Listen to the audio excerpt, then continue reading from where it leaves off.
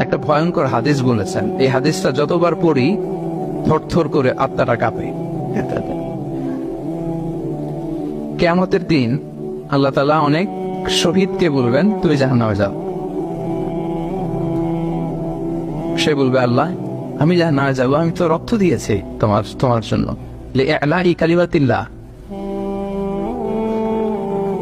আমার দেহের তাজা রক্ত দিয়ে আমি শহীদ হয়েছি, জানাজা ছাড়া আমার দাফন হয়েছে, আমি তো জান্নাতে যাব। আল্লাহ বলবে, না, তুমি শহীদ হয়েছ এই কারণে যে লোকজন তোমাকে বীর বলবে, বীর, বাহাদুর।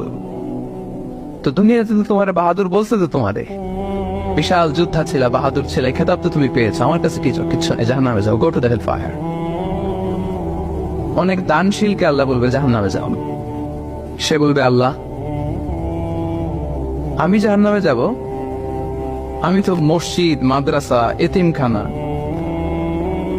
বৃদ্ধাশ্রম এমন কিছু নাই যে বাকি রাখছি, শত শত মসজিদ আমি করেছি, আমি কেন জাহান্নামে যাব? আল্লাহ বলবে, না, তুমি দান করেছিলে এই জন্য যে লোকজন তোমারে দানশীল বলবে, দানবীর বলবে, আদেম তাই বলবে, ওটা তো তোমাকে বলা হয়েছে, জাহান্নামে যাও, আমার কাছে কি চাও, go to the hell fire. সেদিন আল্লাহ তাআলা অনেক আলেমকে ডাকবেন, অনেক দাঈদেরকে ডাকবেন, অনেক দুআত ইলাল্লাহদের তিনি ডাকবেন।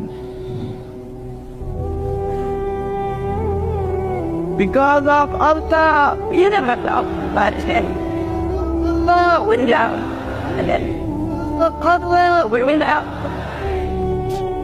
সেদিন অনেক দুআত ইলাল্লাহদেরকে ডেকে আল্লাহ বলবেন যে তুমিও জাহান্নামে যাবে। সে বলবে, আল্লাহ কেন? আমি মানুষকে কোরআন শিখিয়েছি, আমি মানুষকে হাদিস শিখিয়েছি, আমার কথা শুনে অনেক নামাজ পড়েছে, আমার কথা শুনে অনেকের দাঁড়িয়ে রেখেছে, আগে সুদ খেত, আমার কথা শুনে সুদ বন্ধ করেছে, আমার কথা শুনে তো আল্লাহ এরা নামাজি হয়ে গিয়েছে। দ্য এন্টায়ার সোসাইটি সুদ বন্ধ করেছে, নামাজ ধরেছে, তারা ফরজ যাকাত দিত, আমি কেন জাহান্নামে যাব?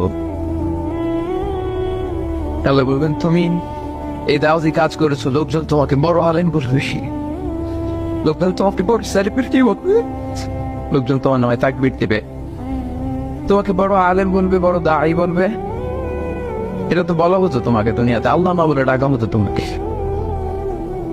বাহারুল উলুম বলা হতো তোমাকে, জ্ঞানের সাগর, অনেক বড় দাঈ, অনেক বড় সেলিব্রিটি তোমাকে বলা হতো এই দুনিয়াতে। তো যা চেয়েছো তা তো পেয়েছো, আমার কাছে কি চাও?